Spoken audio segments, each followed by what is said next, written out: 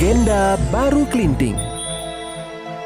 Di zaman dahulu, di sebuah desa bernama Desa Ngasem, tinggallah seorang wanita bernama Endang Sawitri.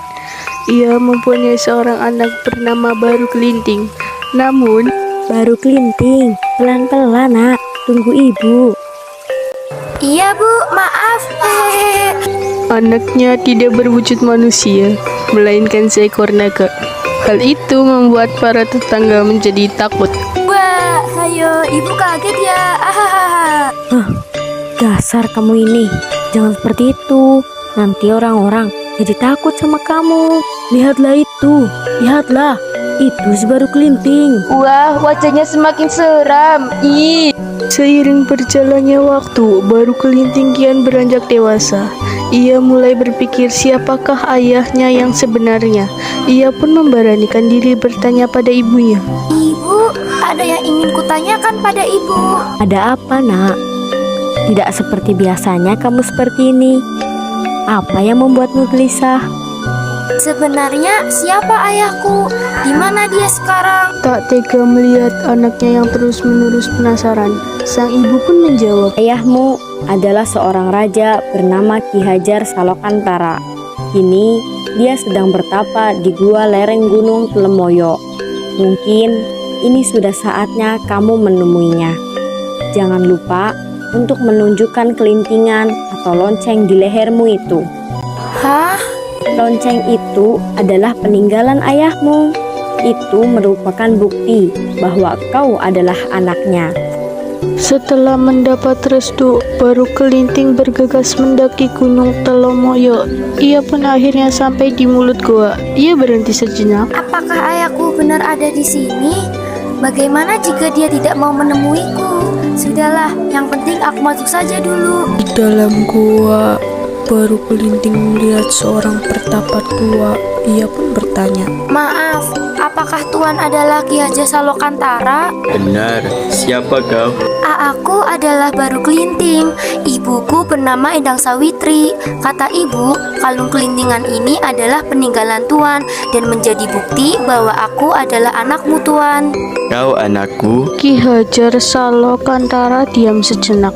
Kemudian ia berkata, Kelintingan itu memang peninggalanku. Namun aku masih butuh jika kau bisa melingkari gunung Telemoyo ini dan bertapa selama 1 tahun. Maka aku akan mengakuimu sebagai anakmu. Baiklah, Tuan. Baru Kelinting pun melaksanakan perintah Ki Hajar Salokantara. Dengan mudahnya ia melingkarkan tubuhnya di gunung Telemoyo. Kemudian ia pun bertapa. Selama bertapa ia begitu khusyuk. Semakin lama tubuhnya tertutupi oleh tanah, lumut serta dedaunan. Tubuhnya kini hampir tidak terlihat. Suatu ketika beberapa warga desa Patok melakukan pemburuan di lereng bukit. Mereka hendak memburu rusa sebagai jamuan di pesta sedekah bumi setelah masa panen selesai. Namun hingga senja mulai datang, mereka tidak melihat satu ekor rusa pun. Mereka pun hampir menyerah. Kita pulang saja yuk man, aku capek. Iya, aku juga Kir. Tunggu sebentar. Pucuk dicinta ulam pun tiba. Sepertinya kita harus menunda kepulangan kita, Sukirman. Emangnya ada apa? Lihatlah, daging ular yang besar. Ternyata salah satu dari mereka melihat tubuh Baru Kelinting. Hehe, kita bawa saja daging ini. Betul. Tapi apa ular ini tidak berbahaya? Alah, coba kau lihat. Dia tidak bergerak, pasti sedang tidur. Mereka kemudian memotong ular itu dan membawa pulang dagingnya. Mereka tidak tahu jika ular tersebut adalah Baru Kelinting. Sepanjang perjalanan pulang, mereka terlihat sangat gembira. Hehehe, pesta kali ini akan sangat meriah. Hehehe, benar, kita berhasil mendapatkan daging yang banyak. Keesokan harinya, pesta sedekah bumi dirayakan di alun-alun. Di atas tikar telah terhidang berbagai makanan lezat. Para warga tampak menikmati daging ular itu. Hingga sebuah langkah kecil mendekati kerumunan warga. Ternyata ada seorang anak kecil yang tampak lusih meminta makanan dari warga yang sedang berpesta. Paman, bolehkah aku meminta sedikit makanan? Enak saja. Ini daging tidak untuk kau. Mendapatkan dagingnya saja susah tahu. Pergi sana. Anak kecil itu berjalan mendekati warga lainnya, namun mereka juga bersikap sama. Paman, bolehkah aku meminta sedikit makanan? Kotor sekali kamu. Sana pulang ke rumahmu. Makanan ini hanya untuk warga desa sini saja. Setelah ditolak berkali-kali, ia pun meninggalkan kerumunan warga yang sedang berpesta. Setelah lama berjalan, ia berhenti di sebuah pondok kecil. Rumah itu milik seorang janda tua. Bolehkah aku meminta sedikit makanan? Aku sudah lama tidak makan, Nek. Kasihan sekali. Masuklah, Nak. Aku punya makanan untukmu. Makanlah sepuasnya sampai kau kenyang. Terima kasih, Nek. Aku tak tahu harus berbuat apa untuk membalas kebaikan Nenek. Oh iya, Nek. Aku minta satu hal pada Nenek.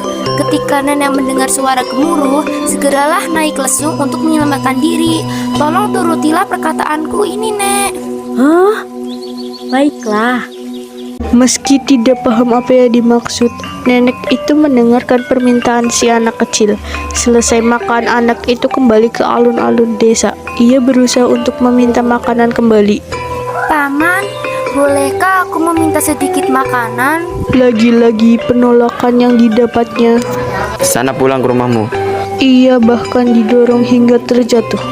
Tiba-tiba anak itu mengambil sebatang ranting kecil, ditancapkannya ranting itu ke dalam tanah.